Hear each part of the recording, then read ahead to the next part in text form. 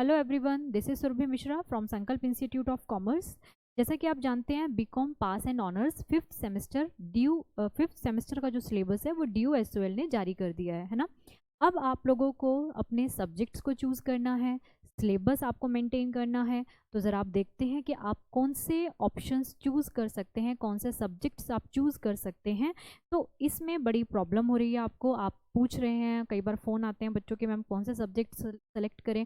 तो मैं आपको सजेस्ट करने आई हूँ वो सब्जेक्ट्स जो आपको क्वालिटेटिव बनाएं, आपकी मार्कशीट को वैल्यूएबल बनाएं, आपकी डिग्री को वैल्यूएबल बनाएं और आपकी जॉब प्रोफाइल को स्ट्रॉन्ग बनाएं।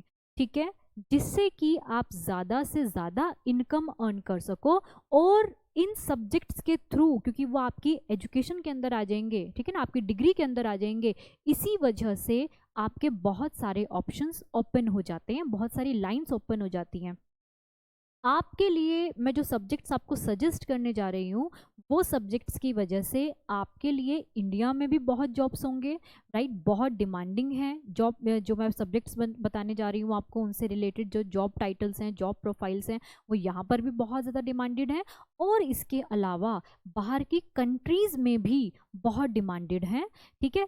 क्योंकि जब भी आप किसी MNC में जॉब करने जाएंगे तो इंडिया में तो वो जॉब प्रोफाइल में आप फिट हो जाएंगे, है ना। लेकिन उसके अलावा अगर आप अच्छे सब्जेक्ट्स को चूज़ करते हो, डिमांडिंग सब्जेक्ट्स को अगर आप चूज़ करते हो, तो उसके लिए बाहर जाने के चांसेस भी बढ़ जाते हैं, क्योंकि बाहर की कंट्रीज़ अपने अकॉर्डिंग आपकी प्रोफाइल को देखती है कि उनके जॉब प्रोफाइल में आपका ये एजुकेशन, आपके सब्जेक्ट्स फिट होते हैं या नहीं होते हैं।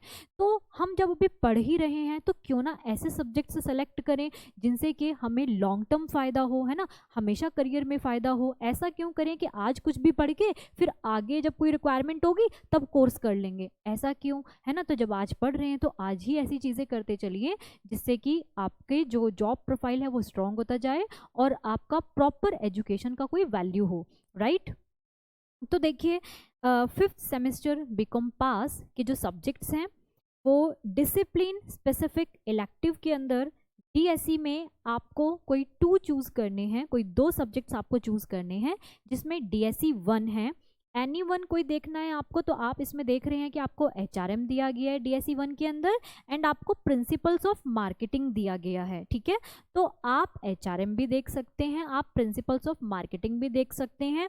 मैं आपको सजेस्ट करूंगी कि आप प्रिंसिपल्स ऑफ मार्केटिंग में चले जाइए, ठीक है। क्यों? क्योंकि प्रिंसिपल्स ऑफ मार्केटिंग का जो सब्जेक्ट है वो हमारे DSE 2 के फंडामेंटल ऑफ फाइनेंशियल मैनेजमेंट से थोड़ा रिलेट हो जाता है, ठीक है। इस वजह से तो आपको मार्केटिंग में लिखने में थोड़ा इजीली होगा, ठीक है।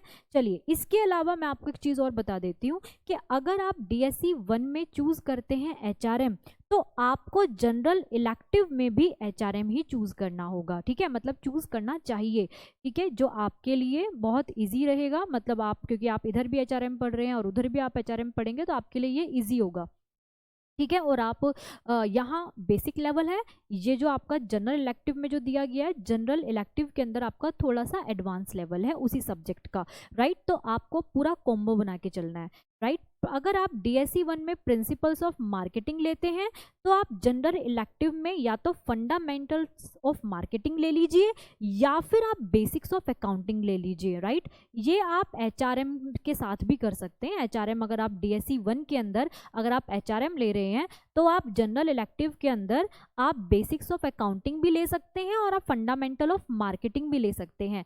मैं आपको वही सब्जेक्ट सजेस्ट करूंगी जो आपके कॉमर्स फील्ड के सब्जेक्ट को मैचअप होता हो कंप्लीटली, राइट। आपको जितना जॉब प्रोफाइल मिलेगा मैक्सिमम फाइनेंस से रिलेटेड मिलेगा। अगर आप कॉमर्स जॉब से, आप बीकॉम से हैं, तो हम माइंडसेट करके रखते हैं लाइक फाइनेंस में जाना है, ठीक है। तो फाइनेंस जो है ना, आपको उसको स्ट्रॉन्ग करके रखना है, तो आपके सारे सब्जेक्ट्स उसी से रिलेटेड होने चाहिए। उसके अलावा तो DSE 1 में मैं सजेस्ट करूंगी प्रिंसिपल्स ऑफ मार्केटिंग, बाकी आपकी मर्जी है। DSE 2 के अंदर आपको लॉ का सब्जेक्ट दिया गया है और फंडामेंटल्स ऑफ फाइनेंशियल मैनेजमेंट दिया गया है। तो फंडामेंटल्स ऑफ फाइनेंशियल मैनेजमेंट, बेटा फाइनेंशियल मैनेजमेंट को चूज कीजिएगा।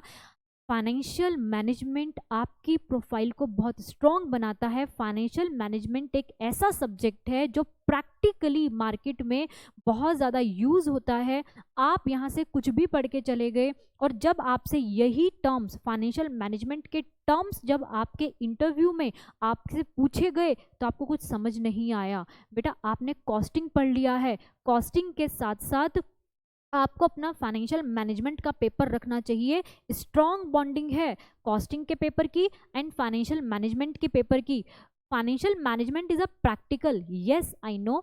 Industrial law is a theoretical, but industrial law is not easy. Okay, क्यों? क्योंकि industrial law is a theoretical, but आज की डेट में डायरेक्ट क्वेश्चन कहीं भी नहीं आता है।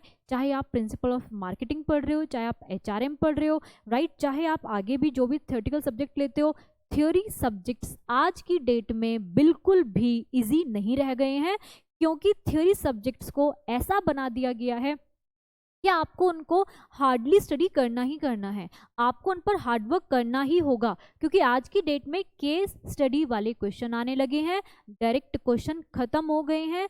आपको सोचना पड़ेगा कि आपने आंसर में क्या करना है, कौन सा प्रिंसिपल लगाना है, कौन सा फंडामेंटल यहाँ पर फिट होने वाला है, राइट। तो इसीलिए theory subject is not easy, और थ्योरी सब्जेक्ट की वजह से पहले 3-4 साल पहले मार्क्स अच्छे आते थे। इवन मैं ये बोल दूं कि सेमेस्टर से पहले फिर भी बच्चे थ्योरी सब्जेक्ट में अच्छे नंबर ले आते थे। जब से DU/SOL के अंदर सेमेस्टर जो है आया है, सेमेस्टर की आने की वजह से सब्जेक्ट्स का पैटर्न ही चेंज हो गया है, एग्जाम का पैटर्न ही चेंज हो गया है, हमारे एग्जामिनर्स की सोच ही चेंज हो गई है, ठीक है। तो वो आपको प्रैक्टिकल बनाना चाहते हैं, तो theory subject is not theory, ठीक है, वो आज की डेट में प्रैक्टिकली ही डील करता है, जिसकी वजह से आप थ्योरी में आंसर सही नहीं कर पाते हैं, और जब आप आंसर सही नहीं कर पाएंगे तो आपकी डिग्री के नंबर तो चले गए, आपके मार्क्स तो चले गए। तो क्यों ना आप ऐसे सब्जेक्ट्स को चूज करो अगर आपके पास में प्रैक्टिकल पेपर आ रहा है, जिससे कि आपको प्रैक्टिकल नॉलेज हो, आपका जॉब प्रोफाइल स्ट्रॉन्ग हो, जिसकी डिमांड सबसे ज्यादा हो मार्केट के अंदर, राइट, और आपकी प्रोफाइल को क्वालिटेटिव बनाए, ठीक है। तो आप आज की डेट में अपने आप को ये मत सोचिए सिर्फ कि आपने मार्क्स ज्यादा लेके आने हैं, मार्क्स के साथ साथ आपको खुद को क्वालिटेटिव भी बनाना है, ठीक है। तो फाइनेंशियल मैनेजमेंट तो जो बहुत एक बिग डील है किसी भी कंपनी के लिए, तो इसलिए फाइनेंस की तो बहुत ज़्यादा जॉब प्रोफाइल है। तो बेटा मैं आपको सजेस्ट करूंगी कि आपको जाना चाहिए फाइनेंशियल मैनेजमेंट के लिए, ठीक है। किसी भी इंडस्ट्रियल लॉ को आप छोड़ सकते हैं, लेकिन अगर आप इंडस्ट्रियल लॉ भी लेना चाहते हैं तो ठीक है, कोई दिक्कत नहीं है, आप इंडस्ट्रियल लॉ भी चूज कर सकते हैं, लेकिन मैं आपको सजेस्ट करूंगी फाइनेंशियल मैनेजमेंट के लिए, राइट। नाउ जो आपका स्किल एनहांसमेंट कोर्स जो आता है SEC, इसमें आपका entrepreneurship development and personal finance का पेपर आता है। मैं आपको कहूँगी कि आपको पर्सनल फाइनेंस के लिए जाना चाहिए, राइट, क्योंकि ये फाइनेंसिंग से रिलेटेड है इस वजह से, और इसमें जो टर्म्स इसमें जो दिए हुए हैं, जो इसमें आप जब पढ़ेंगे, जो एक्सप्लेनेशन दी गई है, वो कुछ नया नहीं पढ़ने वाले हो आप। नया इन द सेंस कि आप रिलेटेड पढ़ोगे, फाइनेंशियल मैनेजमेंट से रिलेटेड पढ़ोगे, राइट, आप कॉस्टिंग से रिलेटेड पढ़ोगे जो आप पहले पढ़कर आए हैं, आप कॉर्पोरेट अकाउंट से रिलेटेड पढ़ोगे। तो ये बहुत ही इंटरेस्टिंग सब्जेक्ट है, तो you should go for personal finance, okay.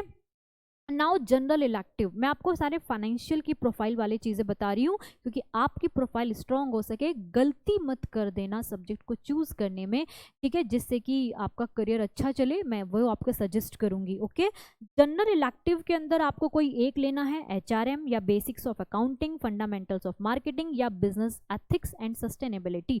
तो आपको यहाँ मैं सजेस्ट करूँगी कि बेसिक्स ऑफ अकाउंटिंग या फंडामेंटल्स ऑफ मार्केटिंग का सब्जेक्ट लीजिएगा, और फर्स्ट वाले में भी DSE 1 में भी आप प्रिंसिपल्स ऑफ मार्केटिंग ही लीजिएगा, ठीक है।